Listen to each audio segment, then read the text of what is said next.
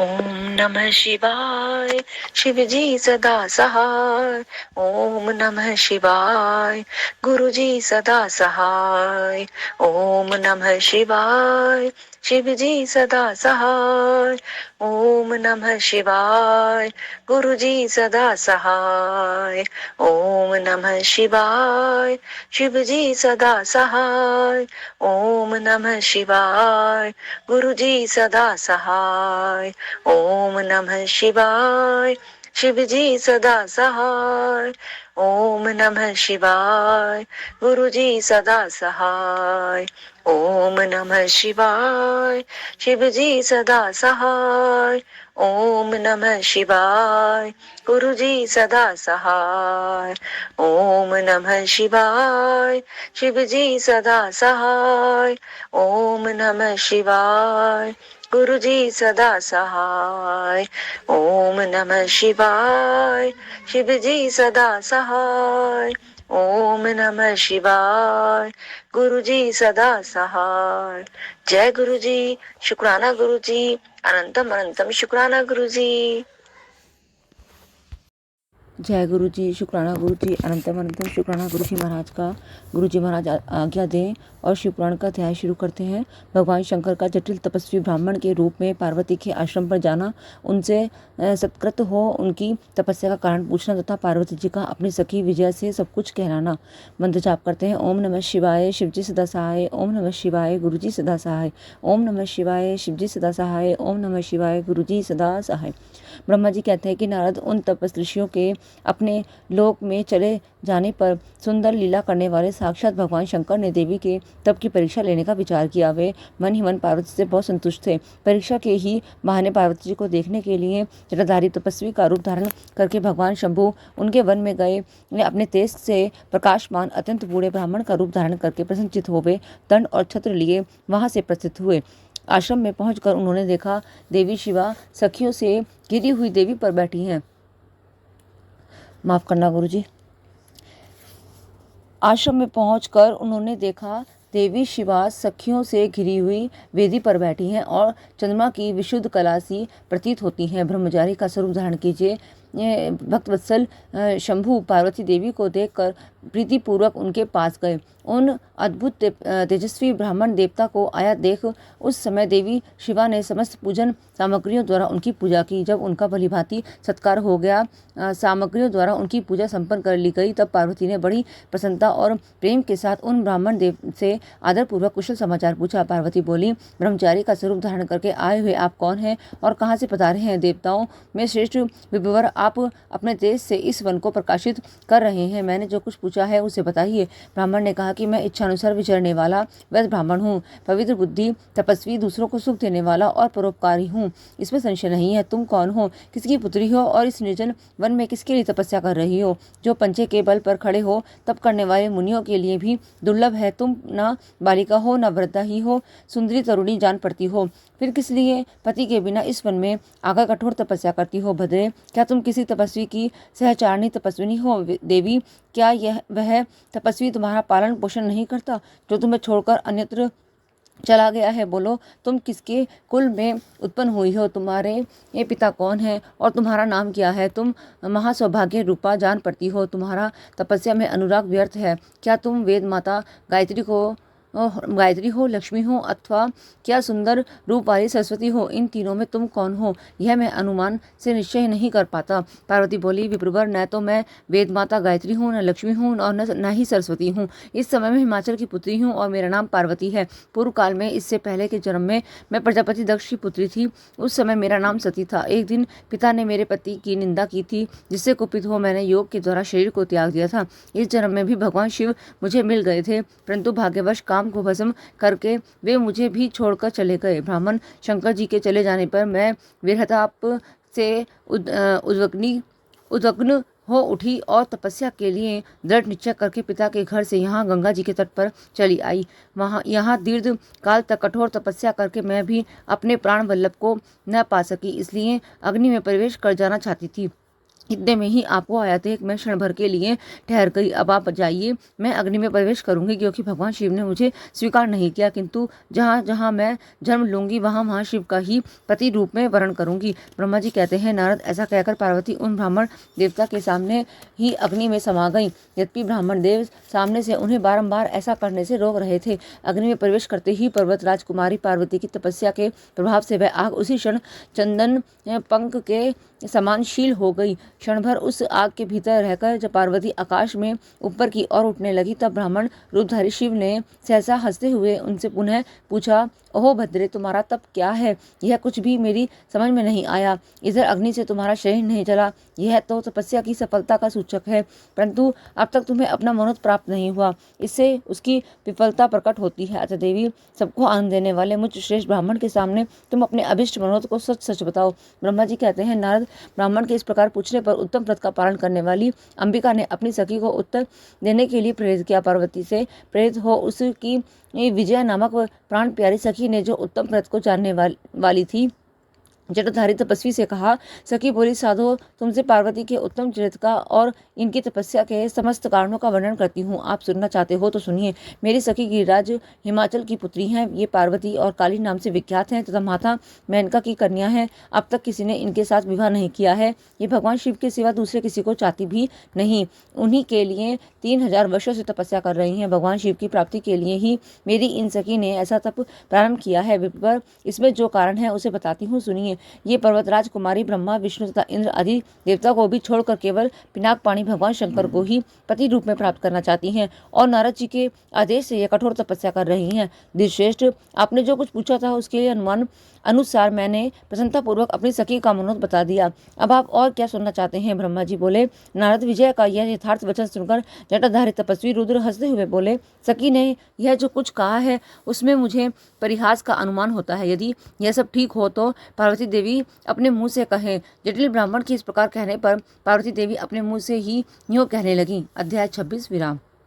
अब अध्याय है। पार्वती की बात सुनकर जटाधारी ब्राह्मण का शिव की निंदा करते हुए पार्वती को उनकी ओर से मन को हटा लेने का आदेश देना। पार्वती बोली, जटाधारी विप्र, मेरा सारा वृत्तांत सुनिए। मेरी सखी ने जो कुछ कहा है वह ज्यों का त्यों ही सत्य है, उसमें कुछ असत्य कुछ भी नहीं है। मैं मन, वाणी और क्रिया द्वारा सत्य ही कहती हूँ, असत्य नहीं। मैंने साक्षात प्रतिभाव से भगवान शंकर का ही वर्ण किया है। यद्यपि जानती हूँ वह दुर्लभ वस्तु भला मुझे कैसे प्राप्त हो सकती है, तथापि मन की उत्कंठा से विवश हो मैं तपस्या कर रही हूँ। ब्राह्मण से ऐसी बात कहकर पार्वती देवी उस समय चुप ही रही। तब उनकी वह बात सुनकर ब्राह्मण ने कहा कि ब्राह्मण बोले, इस समय तक मेरे मन में यह जानने की प्रबल इच्छा थी कि ये देवी किस दुर्लभ वस्तु को चाहती हैं जिसके लिए ऐसा महान तप कर रही हैं, किंतु देवी तुम्हारे मुखारविंद से सब कुछ सुनकर उस अभिष्ट वस्तु को जान लेने के बाद अब मैं यहाँ से जा रहा हूँ। तुम्हारी जैसी इच्छा हो वैसा करो।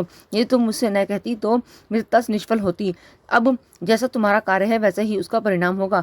जब तुम्हें सखी में इसी में सुख है तब मुझे कुछ नहीं कहना है। वहाँ ऐसी बात कहकर ब्राह्मण ने ज्यों ही जाने का विचार किया त्यों ही पार्वती देवी ने प्रणाम करके उनसे इस प्रकार कहा।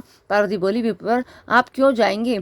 ठहरिए और मेरे हित की बात बताइए। पार्वती के ऐसा कहने पर दंडधारी ब्राह्मण देवता रुक गए और इस प्रकार बोले, देवी, यदि मेरी बात सुनने का मन है और मुझे भक्ति भाव से ठहरा रही हो तो मैं वह सब तत्व बता रहा हूँ जिससे तुम्हें हिताहित का ज्ञान हो जाएगा। महादेव जी के प्रति मेरे मन में गौरव बुद्धि है, अतः मैं उनको सब प्रकार से जानता हूँ, तो भी यथार्थ बात कहता हूँ। तुम सावधान होकर सुनो। वृषभ के चिन्ह से अंकित ध्वजा धारण करने वाले महादेव जी सारे शरीर में भस्म रमाए रहते हैं, सिर पर जटा धारण करते हैं, धोती की जगह बाघ का चाम पहनते हैं और चादर की जगह हाथी की खाल ओढ़ते हैं। हाथ में भीख मांगने के लिए एक खोपड़ी लिए रहते हैं। झुंड के झुंड सांप उनके सारे अंग में लिपटे रहते जाते हैं। वे विष खाकर ही पुष्ट होते हैं। अभक्ष्य भक्षी हैं। उनके नेत्र बड़े भद्दे हैं और देखने में डरावने लगते हैं। उनका जन्म कब, कहाँ और किससे हुआ है यह आज तक प्रकट नहीं हुआ। घर गृहस्थी के भोग से वे सदा दूर ही रहते हैं। नंग धड़ंग घूमते हैं और भूत प्रेतों को सदा साथ रखते हैं। उनके एक दो नहीं 10 भुजाएं हैं। देवी, मैं समझ नहीं पाता कि किस कारण से तुम उन्हें अपना पति बनाना चाहती हो। तुम्हारा ज्ञान कहाँ चला गया है? इस बात को आज सोच विचार कर मुझसे बताओ। दक्ष ने अपने यज्ञ में अपनी ही पुत्री सती को केवल यही सोचकर नहीं बुलाया कि वह कपालधारी भिक्षुक ही भार्या है। इतना ही नहीं, उन्होंने यज्ञ में भाग देने के लिए सब देवताओं को बुलाया, किंतु शंभु को छोड़ दिया। सती उसी अपमान के कारण अत्यंत क्रोध से व्याकुल हो उठी। उसने अपने प्यारे प्राणों को तो छोड़ा ही, शंकर जी को भी त्याग दिया। तुम तो स्त्री में रत्न हो, तुम्हारे पिता समस्त पर्वतों के राजा हैं, फिर तुम क्यों इस उग्र तपस्या के द्वारा वैसे पति को पाने की अभिलाषा करती हो? सोने की मुद्रा अशर्फी देखकर बदले में उतना ही बड़ा कांच लेना चाहती हो? उज्ज्वल चंदन छोड़कर अपने अंगों में कीचड़ लपेटना चाहती हो? सूर्य के तेज का परित्याग करके जुगनू की चमक पाना चाहती हो? महीन वस्त्र त्याग कर अपने शरीर को चमड़े के से ढकने की इच्छा करती हो? घर में रहना छोड़कर वन में धुनी रमाना चाहती हो? तथा देवेश्वरी जी, तुम इंद्र आदि लोकपालों को त्याग कर शिव के प्रति अनुरक्त हो तो अवश्य ही रत्न के उत्तम भंडार को त्याग कर लोहा पाने की इच्छा करती हो। लोक में इस बात को अच्छा नहीं कहा गया है। शिव के साथ तुम्हारा संबंध मुझे इस समय परस्पर विरुद्ध दिखाई देता है। कहाँ तुम जिसके नेत्र प्रफुल्लित कमल दल के समान शोभा पाते हैं, और कहाँ वे रुद्र जो 3 बद्दी आंखें धारण करते हैं। तुम तो चंद्रमुखी हो और शिव पंचमुखी कहे गए हैं। तुम्हारे सिर पर दिव्य वेणी सर्पणी सी शोभा पा रही है, परंतु शिव के मस्तक पर जो जटाजूट बताया जाता है वह प्रसिद्ध ही है। तुम्हारे अंग में चंदन का अंग राग होगा और शिव के शरीर में चिता का भस्म। कहाँ तुम्हारी सुंदर मृदुल साड़ी और कहाँ शंकर जी के उपयोग में आने वाले हाथी की खाल। कहाँ तुम्हारे अंगों में दिव्य आभूषण और कहाँ शंकर के सर्वांग में लिपटे हुए सर्प। कहाँ तुम्हारी सेवा के लिए उद्धत रहने वाले संपूर्ण देवता और कहाँ भूतों की दी हुई बलि को पसंद करने वाले शिव। कहाँ तो मृदंग की मधुर ध्वनि और कहाँ डमरू की डिमडिम। कहाँ भैरियों के समूह की गड़गड़ाहट और कहाँ अशुभ श्रृंगीनाद। कहाँ ढक्का का शब्द और कहाँ अशुभ गलनाद। तुम्हारा यह उत्तम रूप शिव के योग्य कदापि नहीं है। यदि उनके पास धन होता तो वे दिगंबर नंगे क्यों रहते? सवारी के नाम पर उनके पास एक बूढ़ा बैल है और दूसरी कोई भी सामग्री उनके पास नहीं है। कन्या के लिए ढूंढे जाने वाले वरों में जो नारियों को सुख देने वाले गुण बताए गए हैं, उनमें से एक भी गुण बद्दी आंख वाले रुद्र में नहीं है। तुम्हारे परम प्रिय काम को भी उन हर देवता ने दग्ध कर दिया और तुम्हारे प्रति उनका अनादर तो तभी देख लिया गया तब वे तुम्हें छोड़कर अन्यत्र चले गए। उनकी कोई जाति नहीं देखी जाती, उनमें विद्या तथा ज्ञान का भी पता नहीं चलता। पिशाच ही उनके सहायक हैं और विष तो उनके कंठ में ही दिखाई देता है। वे सदा अकेले रहने वाले और विशेष रूप से विरक्त हैं, इसलिए तुम्हें हर के साथ अपने मन को नहीं जोड़ना चाहिए। कहाँ तुम्हारे कंठ में सुंदर हार और कहाँ उनके गले में नरमुंडों की माला। देवी, तुम्हारे और हर के प्रति रूप आदि सब एक दूसरे के विरुद्ध हैं, अतः मुझे तो यह संबंध नहीं रुचता। फिर तुम्हारी जैसी इच्छा हो वैसा करो। संसार में जो कुछ भी अस्वस्तु है वह सब तुम स्वयं चाहने लगी हो, अतः मैं कहता हूँ कि तुम उस अस्तु की ओर से अपने मन को हटा लो, अन्यथा जो चाहो वह करो, मुझे कुछ नहीं कहना है। ब्रह्मा जी कहते हैं कि नारद यह बात सुनकर पार्वती शिव की निंदा करने वाले ब्राह्मण पर मन ही मन कुपित हो उठी और उससे इस प्रकार बोली। अध्याय 27 विराम। अब अध्याय है पार्वती जी का परमेश्वर शिव की महत्ता का प्रतिपादन करना, रोष पूर्वक जटिल ब्राह्मण को फटकारना, सखी द्वारा उन्हें फिर बोलने से रोकना तथा भगवान शिव का उन्हें प्रत्यक्ष दर्शन दे अपने साथ चलने के लिए कहना। पार्वती बोली, बाबा जी, अब तक तो मैं यह समझा था कि ये कोई दूसरे ज्ञानी महात्मा आ गए हैं, परंतु अब सब ज्ञात हो गया है। आपकी कलई खुल गई। आपसे क्या कहूँ, विशेषतः उस दशा में जब आप अवैध ब्राह्मण हैं। ब्राह्मण देवता, आपने जो कुछ कहा है वह सब मुझे ज्ञात है, परंतु वह सब झूठा ही है, सत्य कुछ नहीं है। आपने कहा था कि मैं शिव को जानता हूँ। यदि आपकी यह बात ठीक होती तो आप ऐसी युक्ति एवं बुद्धि के विरुद्ध बात नहीं बोलते। यह ठीक है कि कभी कभी महेश्वर अपनी लीला शक्ति से प्रेरित हो तथा कथित अद्भुत वेश धारण कर लिया करते हैं, परंतु वास्तव में वे साक्षात परमब्रह्म परमात्मा हैं। उन्होंने स्वेच्छा से ही शरीर धारण किया है। आप ब्रह्मचारी का स्वरूप धारण कर मुझे ठगने के लिए उद्यत हो यहाँ आए हैं और अनुचित एवं असंगत युक्तियों का सहारा लेकर छल कपट से युक्त बातें बोल रहे हैं। मैं भगवान शंकर के स्वरूप को भलीभांति जानती हूँ, इसलिए सहयोग्य विचार करके उनके तत्व का वर्णन करती हूँ। वास्तव में शिव निर्गुण ब्रह्म है, कारणवश सगुण हो गए हैं। जो निर्गुण है, समस्त गुण जिनके स्वरूप भूत हैं, उनकी जाति कैसे हो सकती है? वे भगवान सदाशिव समस्त विद्याओं के आधार हैं। फिर उन पूर्ण परमात्मा को किसी विद्या से क्या काम? पूर्व काल में कल्प के आरंभ में भगवान शंभु ने श्री विष्णु को उच्च वास रूप से संपूर्ण वेद प्रदान किए थे, अतः उनके समान उत्तम प्रभु दूसरा कौन है जो सबके आदि कारण है। उनकी अवस्था अथवा आयु का माप तोल कैसे हो सकता है। प्रकृति उन्हीं से उत्पन्न हुई है, फिर उनकी शक्ति का दूसरा क्या कारण हो सकता है। जो लोग सदा प्रेम पूर्वक शक्ति के स्वामी भगवान शंकर का भजन करते हैं, उन्हें भगवान शंभु प्रभु शक्ति, उत्साह शक्ति और मन शक्ति, ये तीनों अक्षय शक्तियाँ प्रदान करते हैं।